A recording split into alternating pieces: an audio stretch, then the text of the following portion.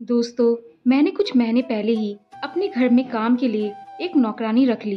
वह नौकरानी सारा दिन मेरे ही पास रहती थी और जो भी काम मैं कहती वह पूरा करती।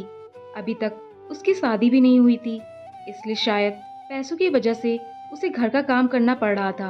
वह अपना काम बहुत मन लगाकर करती। उस दिन रात के समय जब मैं सो रही थी तो मुझे किसी की उल्टियाँ करने की आवाज़ आ रही थी। मैंने हैरानी के साथ उठकर देखा तो मेरे पति किशोर कमरे में नहीं थे। मुझे लगा कि कहीं मेरे पति की तबीयत तो खराब नहीं हो गई, इसलिए मैं जल्दी से वॉशरूम की तरफ गई, लेकिन वॉशरूम में तो कोई भी नहीं था।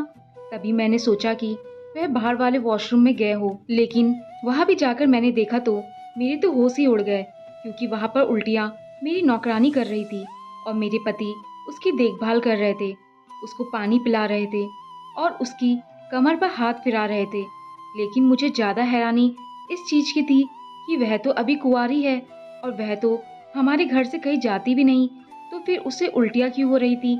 मुझे तो उल्टियाँ कुछ अलग ही लग रही थी। दरअसल मैं अपने पति किशोर के साथ घर में अकेली ही रहती हूँ। किशोर और मेरी शादी को 8 साल हो चुके हैं, लेकिन हम दोनों अभी भी माता पिता नहीं बन पाए हैं। एक दिन मेरे पति ने मुझसे कहा कि चलो हमें डॉक्टर के पास जाकर चेकअप करवाना चाहिए।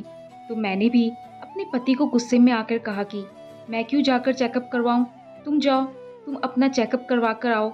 कमी मुझ में नहीं है, अगर कुछ भी कमी है तो वह आपके अंदर है। मेरे पति आगे ज़्यादा कुछ नहीं बोलकर वहाँ से चले गए। लेकिन दिन ब दिन हम दोनों के बीच में बच्चे को लेकर लड़ाइयाँ बढ़ती ही जा रही थी, जिसकी वजह से मेरे पति अब घर पर अपना कम समय ही बिताते थे और फिर रात को देर तक ऑफिस से वापस आते थे और आकर सीधा सो जाते। मैं सारा दिन अपने घर में बैठे बैठे अकेली ही बोर हो जाती थी, इसलिए मैंने भी अपने घर में काम करने वाली नौकरानी को रख लिया। मैं उससे सारा दिन घर का काम करवा लेती और मैं खुद अपनी किटी पार्टी और सहेलियों के साथ में रहने लगी। लेकिन धीरे धीरे करके मैंने देखा कि हमारे घर का माहौल बदलता जा रहा था। मेरे पति को अपनी नौकरानी के हाथ का बना हुआ खाना बहुत अच्छा लगने लगा था। एक दिन मैं अपनी नौकरानी को घर पर छोड़कर अपनी किटी पार्टी के लिए निकल गई। मुझे किटी पार्टी में कम से कम 4 घंटे बीत गए थे। मैं उस दिन बिल्कुल थकी हारी घर पहुंची और फिर मैंने दरवाज़ा बजाया।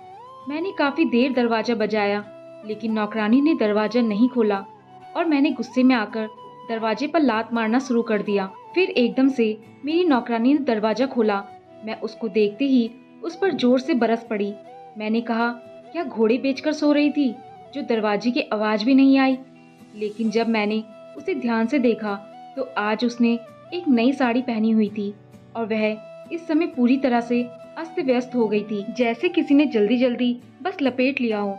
मैंने नौकरानी से गुस्से में पूछा, यह साड़ी तुम्हारे पास कहाँ से आई और तुम्हारी यह साड़ी ऐसे कैसे हो गई है? तुम्हें ठीक से बानी नहीं आती है तो पहनती क्यों हो? फिर मेरी नौकरानी ने थोड़ा हड़बड़ाते हुए कहा, मालकिन, यह साड़ी मेरी माँ की है। आज मुझे अपनी माँ की याद बहुत आ रही थी, इसलिए मैंने बांध ली। फिर वह मुझे देखते हुए अपनी साड़ी ठीक करने लगी। मैं गुस्से में घर के अंदर आ गई और फिर मैंने उसे चाय बनाने के लिए कह दिया। लेकिन तभी मैंने देखा कि अंदर हमारे बेडरूम में से मेरे पति किशोर बाहर निकल रहे थे। मैंने उन्हें देखकर हैरानी से पूछा, अरे आप तो घर पर कभी भी नहीं रहते हैं, आज आप घर पर क्या कर रहे हो, और वह भी इस समय जब मैं घर पर थी नहीं? किशोर ने मुझसे कहा, आज मेरी तबीयत जरा ठीक नहीं थी, इसलिए मैं ऑफिस से जल्दी घर आ गया। तो क्या अब मैं घर पर भी नहीं आ सकता? इसके लिए भी मुझे तुम्हारी इजाज़त लेनी पड़ेगी क्या? मैंने अपने पति का बदला हुआ रवैया देखकर चुप रहना ही सही समझा, क्योंकि अगर मैं आगे कुछ बोलती तो एक बार फिर से हमारे बीच में लड़ाई हो जाती। और देखते ही देखते नौकरानी को काम करते हुए हमारे घर में कई महीने बीत चुके थे। अब धीरे धीरे करके मेरे पति भी घर पर ही रुकने लगे, अपने टाइम से ही ऑफिस चले जाते और कभी कभी तो अपने ऑफिस की छुट्टी से पहले ही घर आ जाते। पहले वह मेरे साथ घर के किसी भी काम में मेरी मदद नहीं करते थे, लेकिन आजकल मैं देख रही हूँ, जब भी मेरी नौकरानी कुछ काम कर रही होती तो मेरे पति दूसरे काम में लग जाते। जब मैं उनसे कहती, घर में हमने काम करने वाली एक नौकरानी लगा रखी है तो आप काम क्यों कर रहे हो, तो मेरे पति मुझे यह कहकर चुप करते कि काम करने से इंसान का शरीर ठीक रहता है और मैं तुम्हारी तरह निठल्ले बनकर नहीं रह सकता। जब देखो मेरे पति रसोई में ही घुसे रहते। नौकरानी और मेरे पति अक्सर एक साथ मिलकर खाना बनाते। अगर मैं अपने पति को कुछ बोलती तो मेरे पति गुस्से में आकर कहते, एक तो मैं तुम्हें खुश करने के लिए अपने हाथों से तुम्हारे लिए खाना बना रहा हूँ, ऊपर से तुम मुझ पर ही शक कर रही हो। मैं बस नौकरानी से थोड़ी सी मदद ले रहा था। मैं फिर से अपने पति की बात सुनकर चुप हो जाती। क्या पता वह सच में हमारे रिश्ते को ठीक करने के लिए यह सब कुछ कर रहे हो और मेरे बोलने से हमारा रिश्ता फिर से खराब हो जाए। एक दिन रात के समय मैं और किशोर दोनों सो रहे थे कि तभी अचानक से मेरी आँख खुल गई क्योंकि मुझे बहुत तेज प्यास लग रही थी। मैंने अपने पास रखा हुआ पानी का जग उठाया तो मैंने देखा कि उसके अंदर पानी था ही नहीं। फिर मैं पानी लेने के लिए उठी और देखा कि मेरे पति तो कमरे में थे ही नहीं। मैंने अपने पति को वॉशरूम के अंदर देखा लेकिन वहाँ पर भी वहाँ नहीं थे। मैं उन्हें बहुत देखने लगी। मैं हैरान थी कि मेरे पति तो कहीं पर भी दिखाई नहीं दे रहे। मैं रसोई में जाकर पानी लेने गई। पानी पीने के बाद मैंने अपने पति को यहाँ वहाँ सारे घर में ढूंढा लेकिन वह मुझे पूरे घर में कहीं दिखाई नहीं दिए। अपने पति को ढूंढते ढूंढते मेरी नज़र नौकरानी के कमरे पर गई। मुझे यह देखकर और भी ज़्यादा हैरानी हुई कि मेरी नौकरानी भी अपने कमरे में नहीं थी। अब तो मेरा शक और भी ज़्यादा बढ़ रहा था। फिर मैं अपने पति और अपनी नौकरानी को ढूंढते हुए छत तक चली गई। जैसे ही मैं अपने पति के पीछे पीछे छत पर पहुंची तो मैंने देखा कि मेरी नौकरानी मेरे पति के गले में लिपटे हुए खड़ी है। मैं एकदम से चिल्लाई, किशोर क्या हो रहा है? वह दोनों मुझे देखकर एकदम से घबरा गए। किशोर ने मुझसे कहा, क्या हो रहा है? कुछ भी तो नहीं हो रहा।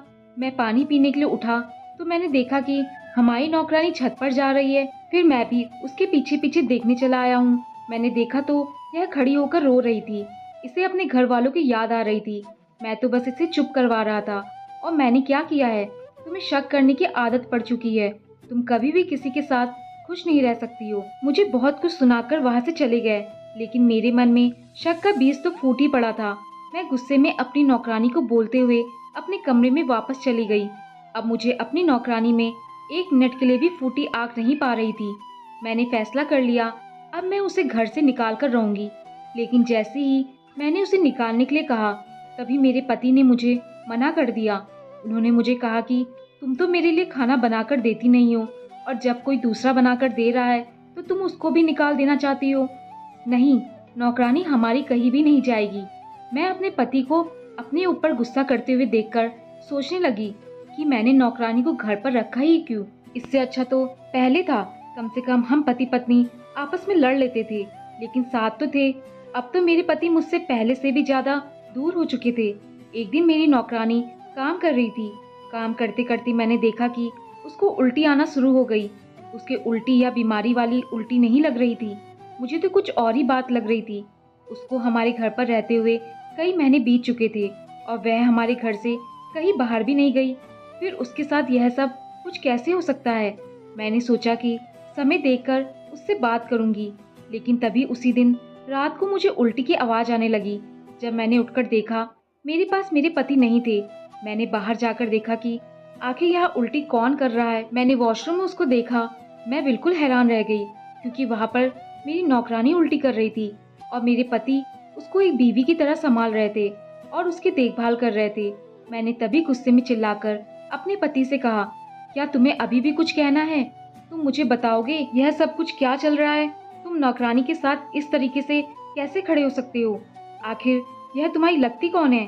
तभी मेरे पति ने गुस्से में आकर कहा कि यह मेरे बच्चे की माँ है जो तुम कभी नहीं बन सकती। मैंने तुमसे कितनी बार कहा कि तुम अपना इलाज करवाओ लेकिन तुमने अपने घमंड में आकर मेरी एक भी नहीं सुनी। तुमने मुझ में ही ऐसी कमियां निकालनी शुरू कर दी। अब देख लो, हमारी नौकरानी के बच्चे का बाप भी मैं ही हूँ। कमी मुझ में नहीं है और अब मैं तुमको तलाक दे दूंगा और मैं अपनी नौकरानी से शादी करके अपनी जिंदगी बिताऊंगा।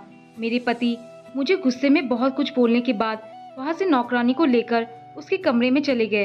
अपने पति की ऐसी बातें सुनने के बाद मुझे तलाक की भी जरूरत नहीं थी। मैंने उसी समय अपना सारा सामान पैक किया और मैं अपने घर के लिए निकल पड़ी। अपने पति को जाते हुए देखकर यही कहा कि हो सकता है कि मुझ में ही कमी रह गई हो। मैं ही अपने रिश्तों को संभाल कर नहीं रख पाई हूँ, इसलिए मुझे माफ कर देना और अब मैं तुम्हारी जिंदगी में कभी वापस नहीं आऊंगी। यह कहकर मैं अपनी भीगी हुई आंखें लेकर वहाँ से चली गई और उसके बाद उस घर में मेरे पति, हमारी नौकरानी और अपने बच्चे के साथ रहने लगे। लेकिन मेरी जिंदगी बिल्कुल ही वीरान हो चुकी थी। मेरी जिंदगी में अब मैं किशोर की जगह किसी को भी नहीं दे सकती थी। दोस्तों, आपको कहानी पसंद आई हो तो लाइक, शेयर और कमेंट जरूर करें और चैनल पर नए आए हैं तो चैनल को सब्सक्राइब करना ना भूलें। धन्यवाद।